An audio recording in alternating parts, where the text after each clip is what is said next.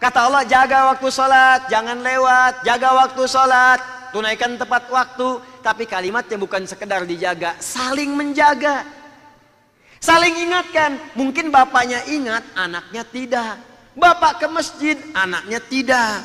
Ibunya sholat, anaknya tidak. Anak sholat, bapak tidak. Maka yang Quran katakan, jangan sampai di rumah ada yang sholat, yang lain tidak. Saling mengingatkan satu dengan yang lainnya. Ini sekarang yang bahaya begini, teman jauh diingatkan, teman di keluarga tidak diajak dan diingatkan. Ukhti, jilbabnya kok begitu? Ukhti, tetangga diingatkan, anak perempuan sendiri nggak berjilbab. Akhi, besok ke masjid yuk. Akhi, tetangga jauh diingatkan, bahkan di DM ketemuan, anak sendiri nggak pernah diingatkan. Hafidhu. Makanya ketika Allah turunkan Quran surah ke-66 ayat yang ke-6, yang diminta pertama kali dijaga itu keluarga dekat. Qu anfusakum wa ahlikum. Nah, keluarga dekat. Hafadha. Nah, kalau sudah saling menjaga jadi ringan. Kita pun terbantu. Satu salat ngajak yang lain ringan, dan jamaah itu ringan. Rasanya ringan kalau salat. Terbawa, cuman tinggal ikut, kadang kita nggak baca. Coba, yang baca surat kan cuman imam, kita ringan cuman Fatihah. Jelas kan? Dan kalau Anda lupa, imam mengingatkan, imam lupa, Anda mengingatkan. Jadi nggak berat, sholat sendirian itu lebih berat. Sholat sendirian subuh 2 rakaat bisa jadi 3. Jamaah nggak mungkin. Begitu imam bangun lagi, subhanallah. Oh, salah. Kan nggak mungkin nengok, subhanallah, apa? Tidak. Gitu. Yang satu ruku semua, bahkan kalimat semua sama. Itu saling mengingatkan. Di sini ketika menyebutkan kita cara untuk berhijrah, cara mendapatkan surga, cara sukses, kalimatnya menggunakan alif. Jahadu. Bukan sekedar serius, tapi lakukan dengan saling mengajak satu dengan yang lainnya. Yuk ajak yuk. Teman yang belum sholat, ajak Pak. Anda di sini bertetangga, boleh jadi tidak semua orang ke masjid. Walaupun dia muslim. Maka fikihnya mengajarkan sebelum fikih dakwah, fikih ibadah disebutkan, fikih dakwah dilakukan. Fikih dakwah itu biasanya nomor 1 sebelum fikih ibadah diterapkan. Contoh, kalau dalam fikih ibadah yang langsung terkait pahala dengan dosa, ada Anda punya tetangga masjid, dia muslim, laki-laki, nggak pernah mau ke masjid, apa hukumnya? Oh, bakar rumahnya, harus main bakar aja. Nih, hukum tetangga masjid nggak mau ke masjid, hukumnya ajak dia ke masjid. Yang dipakai fikih dakwah dulu. Ajak dia dengan cara yang lembut, malam doakan dulu supaya ringan. Makanya kalau mengajak orang yang sulit, jangan langsung diajak. Fikihnya doakan dulu. Contoh paling gampang Fir'aun ketika didakwahi oleh Musa alaihissalam. Musa dan Harun berangkat pada Fir'aun. Kerasnya luar biasa. Kaku hatinya. Bahkan hardikannya kencang. Banyak orang yang mau datang pun, mau menyampaikan sesuatu bisa nggak jadi. Saking dahsyatnya kalimat-kalimat celaannya, ancamannya dan sebagainya. Maka ketika mau berangkat beliau berdoa, populer sampai sekarang. Rabbi syrahli sadri wa yassirli wahlul 'uqdatan yafqahu. Anda bangun tahajud, minta sama Allah, ya Allah tetangga saya, Engkau kumpulkan saya dengan dia di dunia, jangan pisahkan kami di akhirat. Ya Allah, lembutkan hatinya untuk ke masjid. Ya Allah, sayangi kawan saya ini ya Allah. Ya Allah, tempatkan dia di tempat yang paling baik. Setelah itu besoknya Anda ngobrol, saling dengan teman-teman. Kalau kita kok rasanya nggak enak ya, masjid kapasitas 1000 yang ke masjid cuma 3 orang. Yuk kita ajak teman kita yang lain. Maka gunakan rumus dakwah dengan pendekatan yang baik. Saya pernah ajarkan ini, dipraktekkan dan efektif Pak. Bagaimana caranya? Cari waktu libur dulu. Anda beli buah dulu. Pulang dari subuhan, tengok ke rumahnya. Assalamualaikum. Waalaikumsalam. Mari tumben ke sini. Iya, bukan tumben. Tadi ke masjid, kita ke masjid bertiga ya. Iya, nggak ngelihat antum, dikira sakit. Ini ada buah.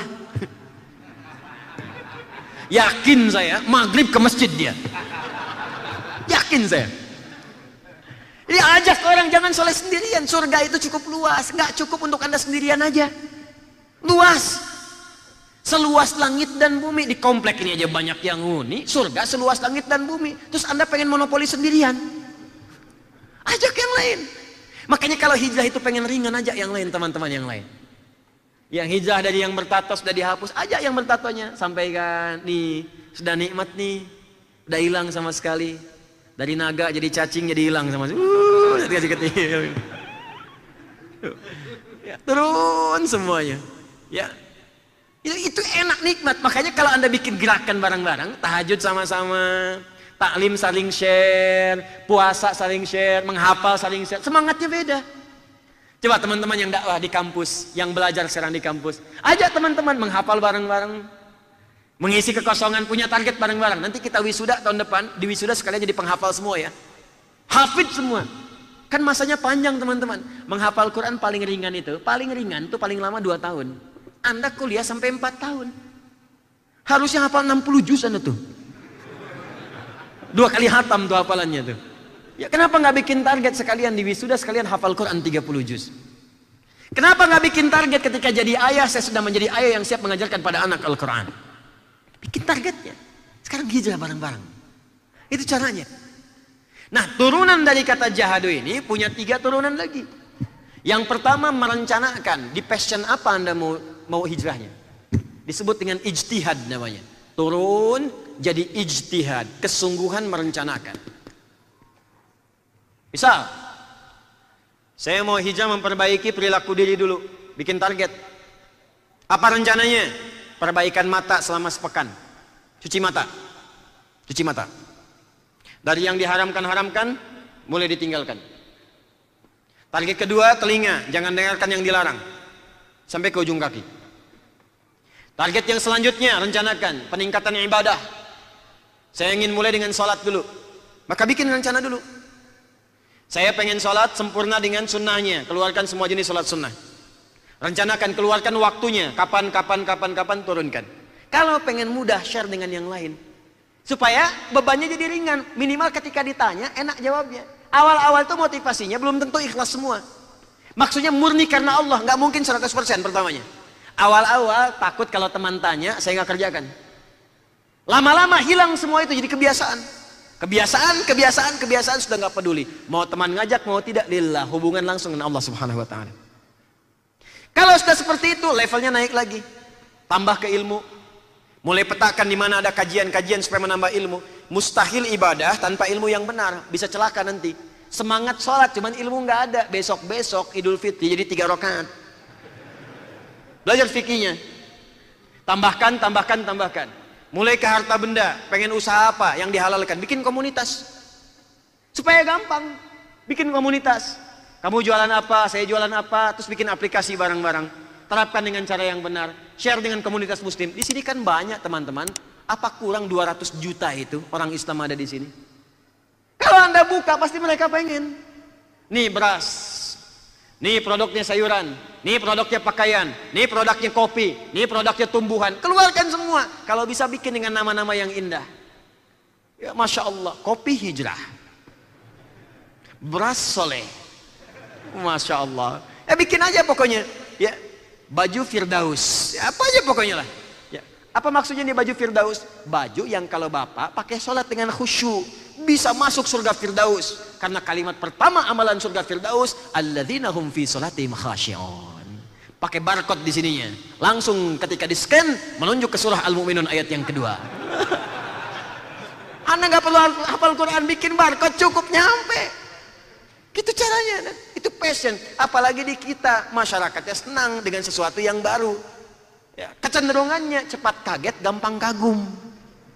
Jadi kalau ada sesuatu yang menarik, cepat dilakukan. Bikin mall, boom, datang ke situ. Numpang kagum aja, belanja, enggak.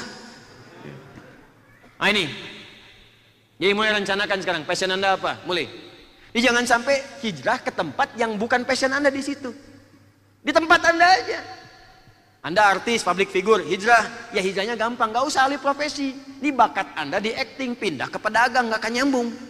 Kecuali kalau ada bakat baru yang ingin diinginkan, boleh silahkan. Pindah aja, lakukan adegan-adegan yang sekarang yang dibenarkan oleh syariat Islam. Bikin sinetron yang islami, bikin tayangan-tayangan islami, terlibat di iklan yang islami. Anda sekarang pengen hijrah, kemana belajarnya? Kampus, silahkan jadi insinyur.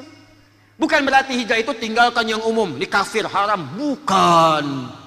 Tetap masuk ke kampus umum, tapi isi dengan nilai-nilai agama yang baik. Sholatnya tepat waktu, menghafal Quran juga. Setiap pelajaran keluarkan ayatnya. Belajar fisika, keluarkan ayat-ayat fisika. Belajar kimia, keluarkan hadis-hadis tentang kimia. Jadi apa yang Anda pelajari dikuatkan dengan nilai-nilai keislaman, itulah hijrah. Gak harus pindah tempat. Kecuali kalau Anda ingin ganti passion. Pindah dari universitas umum, pindah ke agama, karena tujuannya ingin menjadi penyebar agama. Jadi dai misalnya, pindah ke universitas Islam, belajar Islam dengan baik, balik-balik berdakwah, silahkan. Yang penting tujuan jelas. Jangan sampai hijrah tanpa tujuan. Anda hijrah tapi tujuan gak jelas. Saya mau pindah, jabatan sudah tinggi, kemana? Saya mau tinggalkan yang haram, jadi jualan pecel lele aja. Saya kan, ya memang gak dilarang. Cuman dibikin pemetaan apa yang Anda ingin terapkan dari situ. Bukan aib kok, jualan apapun silahkan. Gini ya, saya kasih rahasia nih. Ini antara kita saja. Ya. Anda mau kerja apapun, tidak akan merubah kuantitas rezeki Anda. Tetap segitu juga. Di Anda tuh sebetulnya tinggal milih mau jadi apa. Dan oleh Allah potensinya dikasih. Manusia itu hebat Pak. Mau jadi insinyur, jadi insinyur. Jadi arsitek, jadi arsitek. Jadi ustadz, jadi apapun bekal itu di tubuh kita tuh ada. Asal Anda mau, jadi Pak. Jadi. Cuman tinggalkan yang dilarang, yang baik-baik ambil. Rezeki itu akan diberikan otomatis, jangan takut. Dan jangan dengarkan manusia, kalau halal kerjakan. Itu cuman, mohon maaf ya, istilah manusia saja. Tukang ini, tukang itu, macam-macam. Profesi itu istilah manusia aja. Yang penting menurut Allah mulia, di situ ada kehebatan yang bisa Anda dapatkan. Satu. Kedua, jihad namanya. Perjuangan dengan tindakan, eksekusi. Jangan cuma pakai konsep. Ya, konsepnya bangun jam 3 malam, tapi nggak bangun-bangun. Ya, eksekusi oleh kita. Begitu alarm bunyi, bangun. Ya bukan cuma dimatikan. Memang awal-awal kadang nggak mudah, saya pun mengalami dengan teman-teman. Teman-teman maksudnya. Ya, alarmnya sampai ditempel di telinga begini. Awal-awal nggak bangun-bangun juga. Ya, tapi lama-lama ketika kita bangunkan, atau kita yang mengalaminya, dibangunkan oleh teman-teman, akhi bangun. Kan Allah itu sangat sayang dengan kita. Niat itu ditentukan oleh niat. Begitu Anda berniat, seketika Allah akan meluruskan apa yang Anda sedang kerjakan. Walaupun alarmnya mungkin nggak membangunkan Anda, teman Anda yang di bawah yang bangun. Teman Anda yang di samping yang bangun. Anda tidur dengan istri yang pengen tahajud, Anda istri nggak kepikiran. Anda pasang alarm jam 3 bangun, alarm dari 2:30. Ternyata Anda nggak bangun, yang bangun istri 2:30. Pak, bangun Pak, ini alarm udah bangun. Papa tuh mau ngapain sih? Aduh mah, Papa mau tahajud. Kalau gitu Mama ikut. Tuh, tiba-tiba dua-duanya tahajud.